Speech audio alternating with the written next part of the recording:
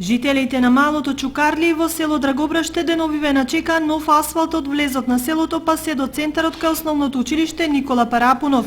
Пред некој ден се асфалтираа 550 метра во село Драгобрашти.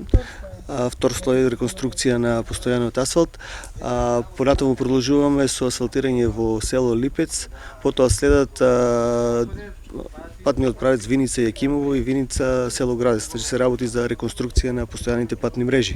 Од вчера започнаа градежните активности за ставање во функција на една од најстарите чешми во село Блатец, така наречената Попова чешма, од која со вода се снабдуваат 50 на фамилии во овој дел од селото. Моментално се наоѓаме во најстарото мало во село Блатец.